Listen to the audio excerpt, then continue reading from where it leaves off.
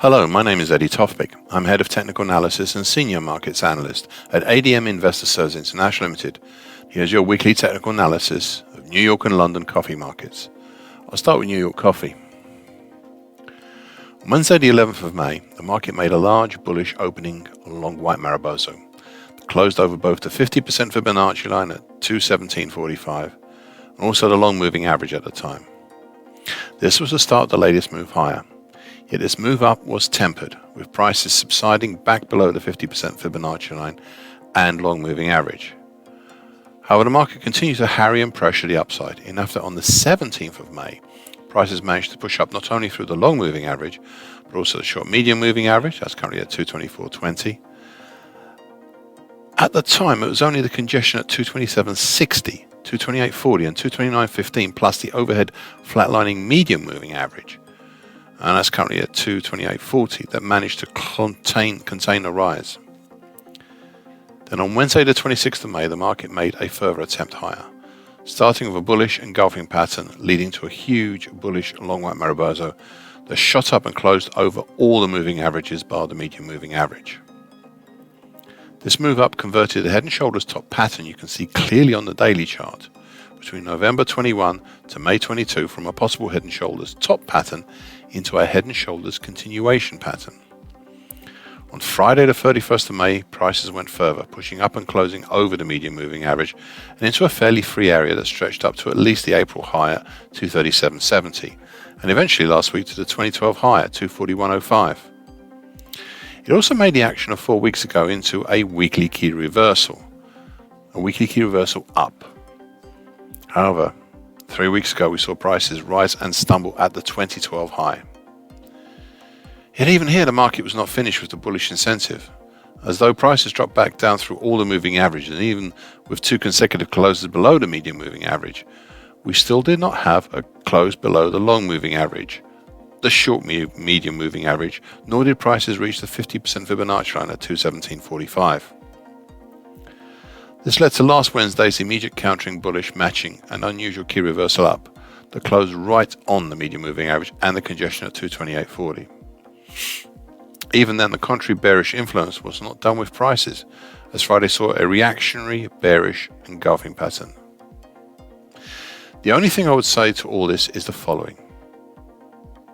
The market last week had for the most part higher highs and lows. This is usually seen as a bullish indicator of the market in contrast with the previous week, which generally had lower highs and lows and was therefore indicative of a bearish influence. So if we do look higher, beyond the high at 241.05, we next have the November 2011 high at 243.40. Then limited resistance given the ammunition that has accumulated between March and May here until the late February high and early December 21 high, both in a 252 even area. Even then, that is not a strong resistance. The question now is this: has the strong bullish incentive seen since early May that has overcome so many resistances, after these past 2 weeks, does it still have enough to try that extra bit higher, or is it enough to be in this free zone between 241.05 and a congestion below that starts from the flatlining medium moving average and stretches all the way down to the 50% Fibonacci line of the August 21 to February 22 move at 217.45? We'll have to see. If it does have this bullish incentive, then start thinking about the possible topside opportunities for a continuation head and shoulders pattern. London coffee. The key difference seen here in London compared to the New York contract is how the peak of the market was back in late December 2021 rather than when New York had it in early February 2022. The difference has been crucial to the early formation of a pattern here in the London contract, much earlier compared to the New York contract.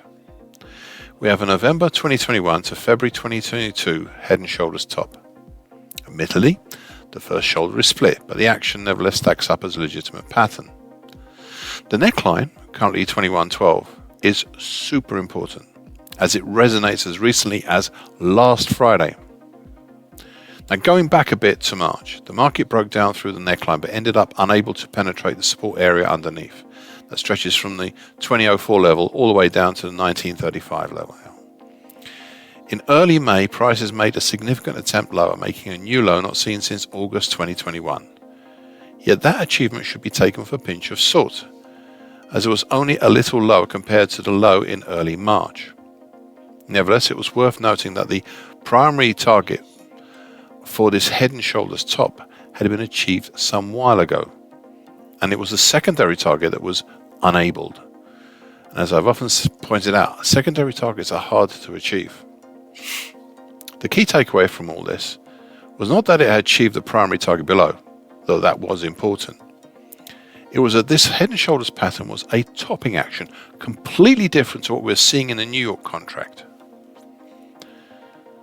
Since that failed attempt lower back in early May, we have seen the market start to develop not only intraday indecision such as spinning tops, but also interday indecision with contrary patterns, one after another. This indecision seemed to have worked itself out by the end of May with what looked like a decent attempt up at the overhead declining short medium moving average, currently 21.25, and even approaching the now flatlining long moving average, currently 21.69, but then reasserted itself again, such that last Friday was an immediate countering bearish dark cloud cover pattern, with the top capped by the extension of the neckline. Yet these topside resistances are still under threat. As I said 3 weeks ago, and I quote again today, all these are now under threat as we seem to have built up sufficient support and ammunition zone that stretches all the way down to just short of 2000. We have the possibility now of a March to date double bottom as well, or at least a possible rectangle pattern, end of quote. The question now is the same as it has been in recent weeks. Will the market follow through with a move higher, or will we continue moving in a rectangle pattern? It's now worth noting that the next resistance beyond the long moving average is the August 2017 high at 21.73 and the July high at 21.77. Why do I add these now? Well, it is because I would like to echo the words I said 2 weeks ago, and I quote again. The longer the market waits, the more likelihood will be that the rising long moving average will rise enough to reinforce these levels, and I'm referring to 21.73 and 21.77, and as you can see, it's actually happened. I continue quoting, and that would be the least, though that could at the least prove to be halt to any rises for at least a little while, and at worst a cap on the rises. Hence what happens in the next few days will become, I suspect, quite crucial to any opportunities for furthering the bullish incentive, end of quote. Unfortunately, nothing has happened in these past few days that has clarified the picture. And I can only echo those words again. We are getting a build-up of overhead congestion that is a concern to any bull. Only a clean, clear break of the neckline can be seen as a first step higher, but the resistances are still stronger higher up. Thank you for listening. This weekly broadcast gives essential market patterns and consequences. Please be aware of the risk disclaimer posted with this broadcast. Copyright Tofpik and ADM Investor Services International Limited. And here comes the final bit.